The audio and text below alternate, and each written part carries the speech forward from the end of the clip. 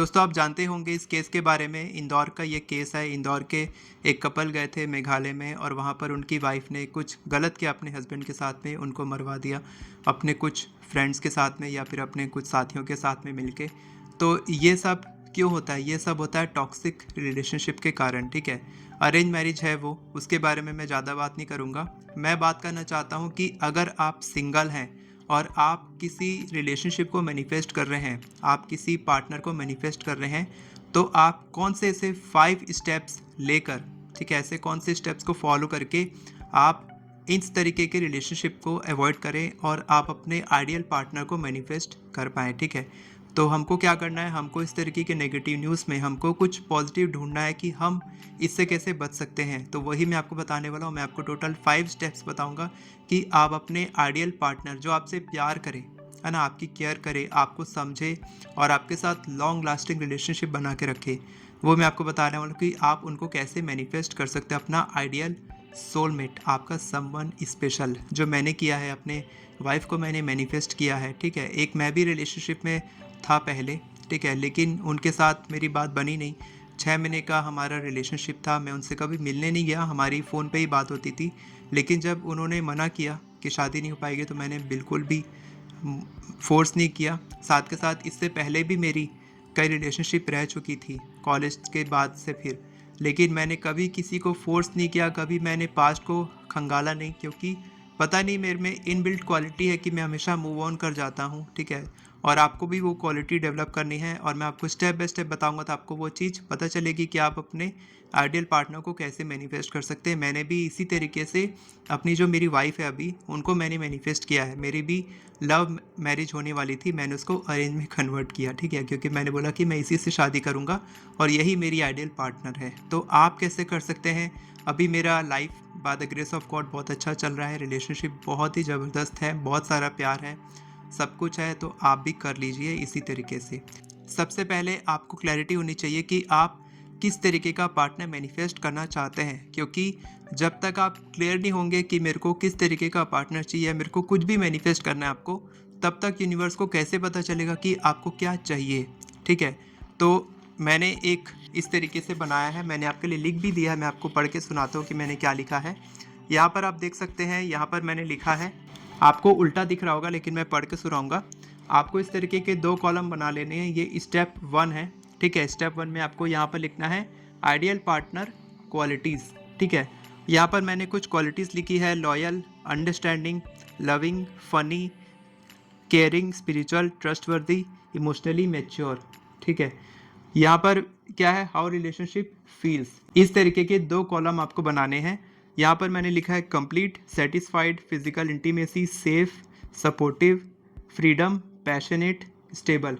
मैं यहाँ पर फोटो भी खींच के दिखा दूंगा। ठीक है, तो ये मैंने एग्जांपल्स लिए हैं। ठीक है, इस तरीके से आपको क्या लिखना है, फर्स्ट कॉलम में आपको अपनी पार्टनर की, आइडियल पार्टनर, आपको जैसा पार्टनर चाहिए उनकी क्वालिटीज़ आपको लिखनी है कि आपको कैसा पार्टनर चाहिए।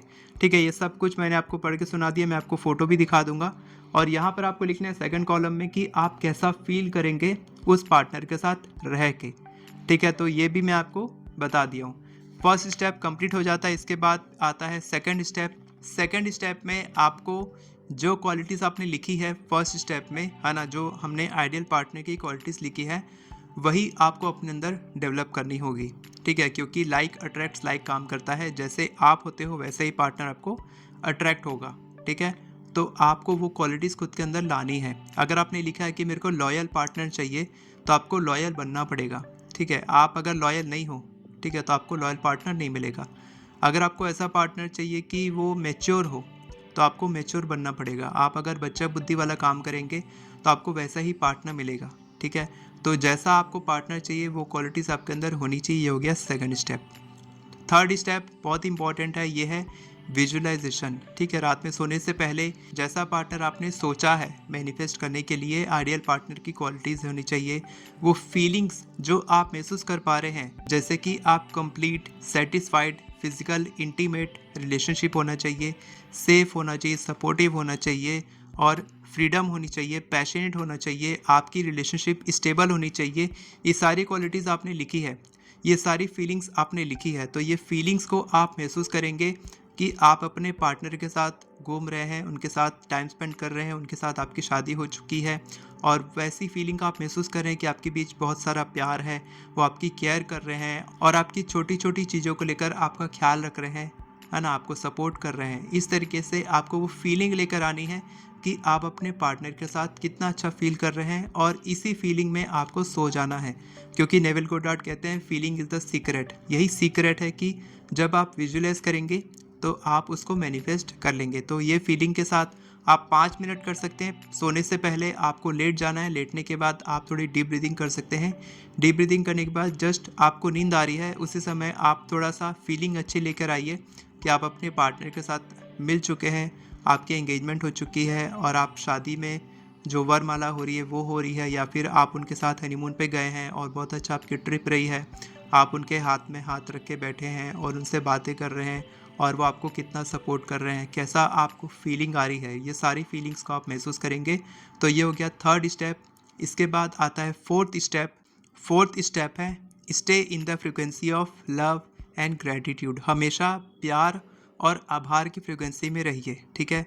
कभी भी आपको ये नहीं सोचना है कि आपका पार्टनर आपको नहीं मिल रहा है। आप कोई भी मैनिफेस्ट कर रहे हैं, कोई भी चीज़ मैनिफेस्ट कर रहे हैं, तो आपको कभी भी डेस्परेट नहीं होना है, उस चीज़ की कमी महसूस नहीं करनी है, आपको लोनली महसूस नहीं करना है, आपको बिट्रेल महसूस नहीं करना है। अगर ऐसी कोई फीलिंग आ रही है तो उसको आप पहले लिख लीजिए। ये सारे स्टेप्स को कंप्लीट करने से पहले आप वो स्टेप कर लीजिए कि आप अपनी सारी नेगेटिविटी को लिख के उसको जला दीजिए, ख़त्म कर दीजिए और आप उसको पूरा निकाल दीजिए अपने दिमाग से, ठीक है। और होपोनोपोनो हीलिंग करके आप उसको हील भी कर सकते हैं। 15 जून को मेरा होपोनोपोनो का फ्री सेशन होने वाला है, उसको आप ज्वाइन कर सकते हैं। नीचे डिस्क्रिप्शन में आपको लिंक मिलेगा, ग्रुप का फ्री ग्रुप है, आप ज्वाइन कर सकते हैं। फ्री सेशन रहेगा, वहाँ पर मैं आपको सिखाऊंगा कि आप होपोनोपोनो कैसे कर सकते हैं।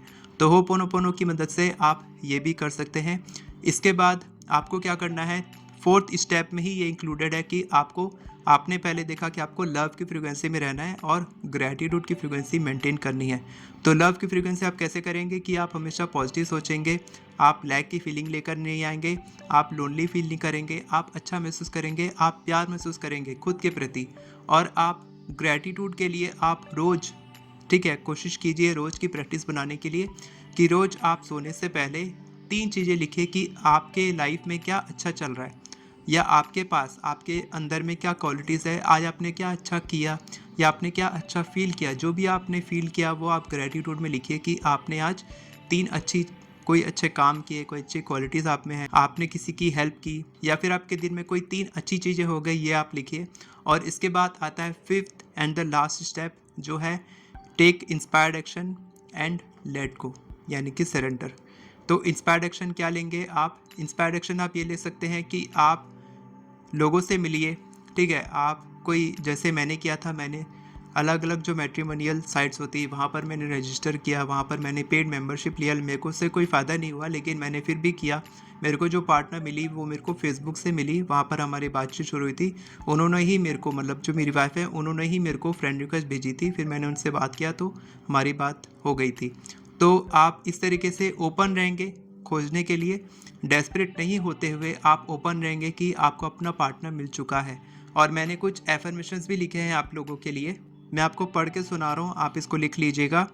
आई am feeling so happy and grateful that my ideal partner is on his way to meet me, ठीक है।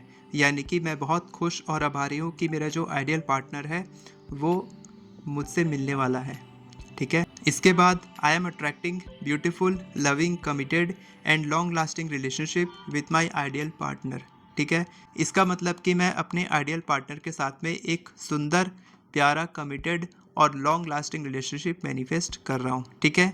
और इसके बाद थर्ड एफर्मेशन है I am open and willing to receive my life partner easily and effortlessly and in unexpected ways, यानी कि मैं अपने लाइफ पार्टनर को आसानी से, सहजता से और अप्रत्याशित तरीके से आकर्षित करने के लिए खुला हूँ, ठीक है। तो इस तरीके से आप एफर्मेशंस लिख लेंगे और ये 5 स्टेप्स आप फॉलो करेंगे तो आपका जो पार्टनर आपके लाइफ में आएगा वो बिल्कुल भी टॉक्सिक नहीं होगा।